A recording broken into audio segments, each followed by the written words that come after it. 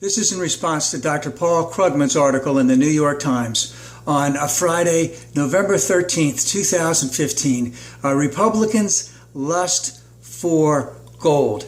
Now, I really applaud Dr. Krugman for continuing to talk about what is the underlying issues in terms of what's going on in the economy and how it's playing out in the election.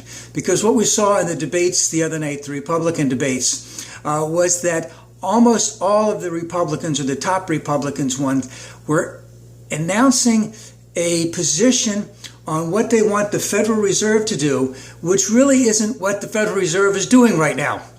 And a lot of this has to do with, number one, the fact that Republicans continue to want to have tax cuts for the rich. They'll give you the middle class and the poor about this much tax cut and about this much tax cut for the rich. Or part of the position now is that they want the poor to have skin in the game. And they're just moving right into that position.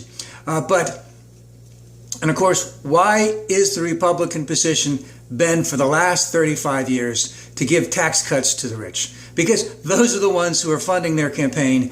And as we know, the discrepancy between the middle class, between the lower middle class, the poor, and the rich has just gotten astronomically different. Now, in terms of lust, I had to go look up the definition of lust. And actually, I had to remember it. And the best definition I could come up with is the inordinate cravings of the pleasures of the body. So the Republicans get a tremendous amount of pleasure in lusting after gold. And of course, this all goes back to monetary policy of the Federal Reserve and everything like that. And the thing is, all of these tax cuts for the rich, there is no evidence that, debasing the dollar, debasing hard currency, and the policies in a depressed economy have ever worked. In fact, my big question has always been, when in the history of the world have tax cuts actually paid for themselves? Because they never have. And I saw that Laffer was on somebody the other day talking about how great they were. Now, what's been going on for the last 6 years, since 2009, 2008, is that, especially ever since Obama came in, is that any type of position that Obama took, the Republicans were going to take the exact opposite, and to the detriment of the country.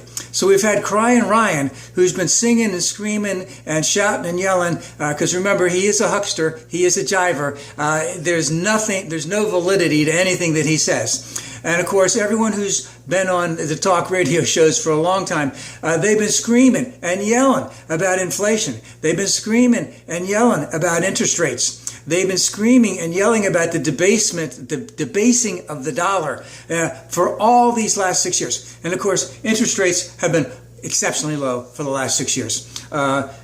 Interest rates, inflation, exceptionally low for the last 6 years. In the meantime, the Federal Reserve has been pumping money into the economy.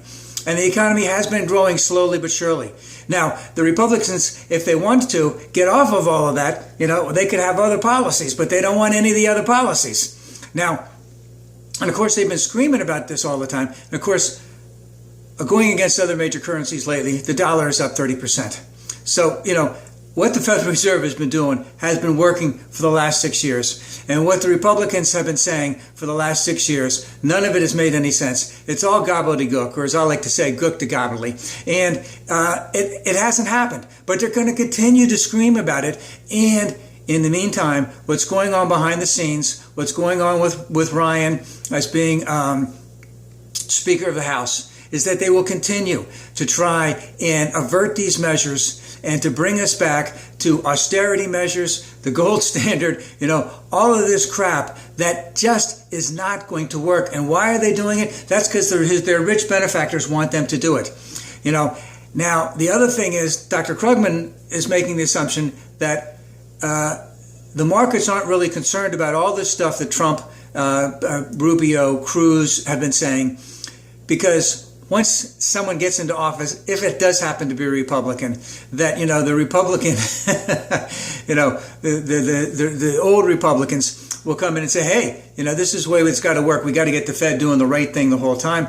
And of course, it's going to be the same thing that Obama's doing, but they're just going to spruce it up, call it a different name, and everyone's going to come on and basically reverse everything that they've been saying before, so that the Federal Reserve can keep doing what it's always been doing, because the Republicans know that if they really did these things, they'd go to hell. But they have a constant need to get attention, to bring up things, to attract to their base. None of it is going to work. And again, that lusting of the inordinate cravings of the pleasures of the body is what we see in terms of people who are backing Trump and who are backing Carson, because they see the exterior. They see the bluster that we get from Trump. They see the soft-spoken, trusting attitude of Carson, who doesn't have his facts very good. And these people are willing to follow it. And again, because they are upset with government, they want to go back to those things that we talked about, the gold standard,